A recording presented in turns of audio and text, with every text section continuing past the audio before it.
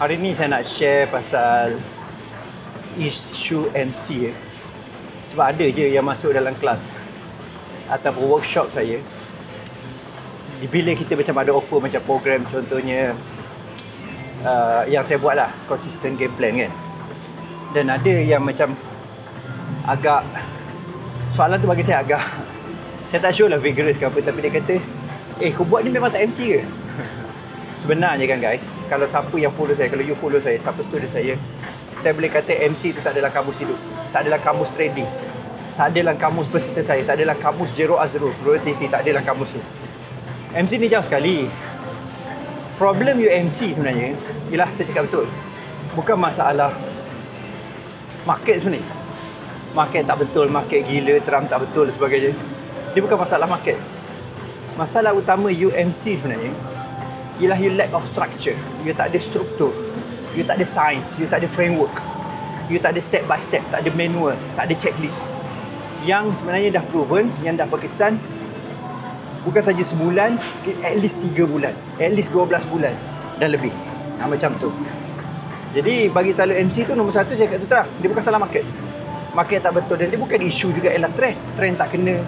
Sebab kalau talking about trend banyak je hala tuju trend. Trend boleh kata dari segi macam H1H4 ke lain, monthly weekly. Takkan you nak tunggu monthly weekly bergerak sedangkan turun naik pada H1H4. Macam tu lah. Jadi trend ni satu sudut ialah kita determine sendiri trend tu kat mana. Jadi isu sekarang ialah bukan isu iaitu market ke, bukan. Yang kedua, bukan isu teknik pun MC ni. Ya betul, kita kena tahu, tapi dalam kes ni kalau tengok hari ni nowadays, teknik ni boleh kata senang.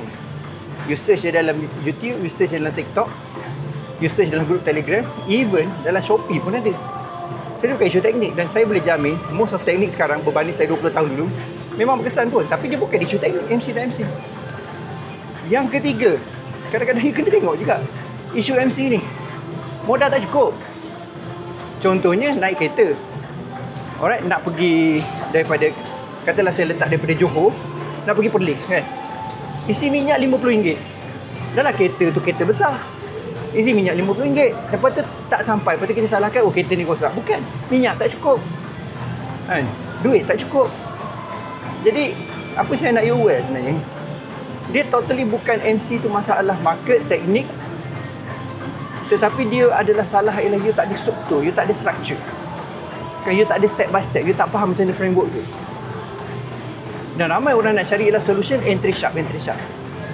Kalau betul lah entry sharp tu confirm, saya rasa sifu-sifu yang entry sharp yang berani kerat jari jual kebun tu tak duduk Malaysia, tak duduk dunia dah pun, duduk kat bulan kot, planet Mars, dah kaya sangat. Jadi benda-benda macam ni you kena start aware sebenarnya. Jadi macam mana kita nak elakkan MC? Kalau siapa nak tahu macam mana elakkan MC, of course saya akan kongsikan step by step dalam video sebenarnya. Tapi point utama saya ialah MC bukan salah market, bukan salah iaitu teknik. Kadang-kadang mungkin duit tak cukup ataupun mindset tu tak kena, terlalu reward driven, tapi sebenarnya dia tak tahu struktur, dia tak tahu structure. Alright, tu kena aware benda ni. Benda ni important guys, kalau you betul-betul nak konsisten. Okay, bukan saja tak MC, tapi nak konsisten. Alright, so komen kat bawah ni iaitu Kalis MC. Okay, Kalis MC. Jumpa lagi.